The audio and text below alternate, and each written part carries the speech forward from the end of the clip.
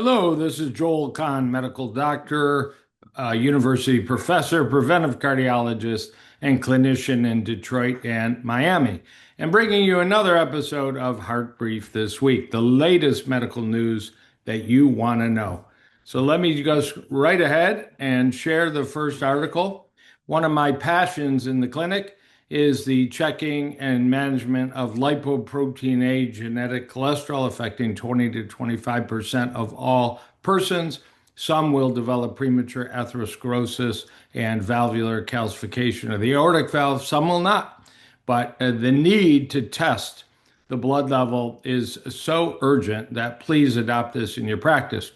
This new study from BMC Cardiovascular Disorders looked at the predictive value of a serum lipoprotein A level for new onset aortic valve calcification in patients with coronary disease. And they looked over a period from March 2021 to December 2022 by measuring the blood level and then assessing aortic valve calcification. What they found in these 208 patients was there was indeed a relationship between the level in the blood of elevated lipoprotein A available at all the labs that you send labs to and the development of calcification. Now, the study wasn't long enough to actually survey for actual aortic stenosis, but other studies show that a significant portion of aortic stenosis does come from lipoprotein A elevation. So the message is please check lipoprotein A at least once in all your patients.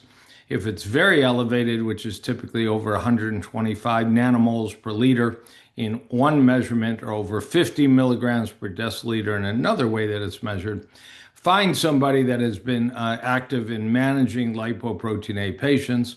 We're all awaiting the future release of drugs that will significantly lower lipoprotein A. And there is one ongoing study to see if lowering lipoprotein A with new pharmacologic agents will slow or even reverse the progression of aortic stenosis. Very much looking forward to that study.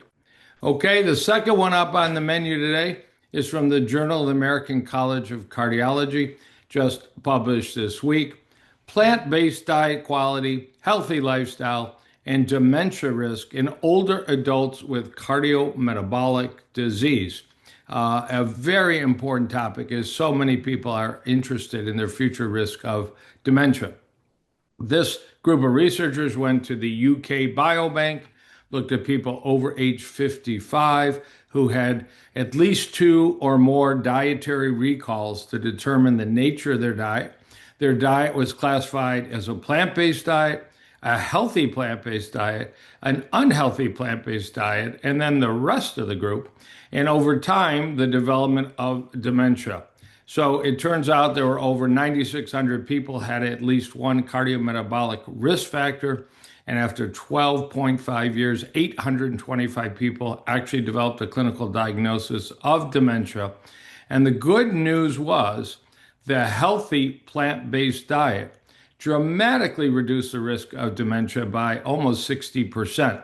This did not work out well for people that were eating processed food, plant foods, the unhealthy plant-based diet, where there actually was an increased risk of dementia. So we speak in my community of plant-based physicians of whole food plant-based choices, very often home cooked, take some time to prepare. But if you can teach your patients that by doing that, choosing fruits and vegetables, nuts and seeds, and all the legumes, beans, peas, lentils, and soy products made at home, they could lower their risk of dementia by up to 60%, as is suggested by this study. They might indeed want to make lifestyle changes. I sure hope they do. We see so many good results in my clinic. And finally, the big controversial paper of the week in the journal Nature, a very highbrow journal, a study without any funding conflicts. Dietary cholesterol intake and egg consumption in relation to all-cause and cardiovascular mortality after a stroke. So these researchers went to the NHANES database, the United States database of food and outcome. They looked at, in this case, over 1,700 people that had a stroke. They looked in the database at many factors, but they focused on dietary cholesterol and they focused on egg consumption. And they looked over time, as mentioned in the title, at all-cause mortality and cardiovascular mortality.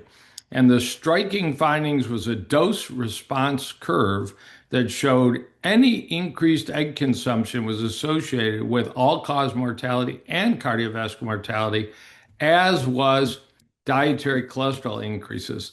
Nothing could be clearer than a figure in the study presented here.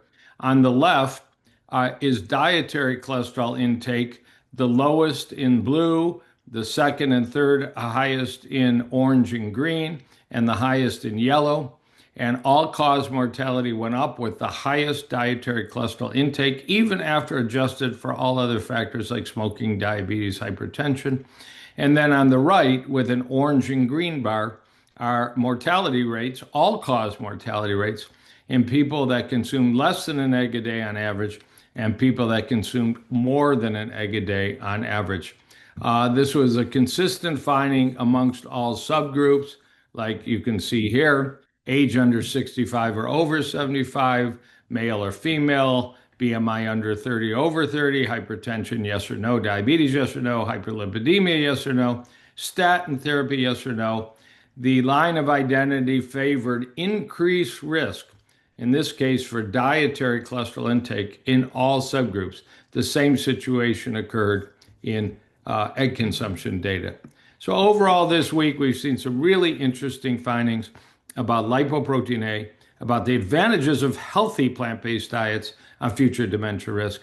And finally, a very controversial topic, egg consumption and all-cause mortality. Although in this study, without any funding conflict, it gets a higher mark than many of the egg consumption studies that are funded by the Egg Board.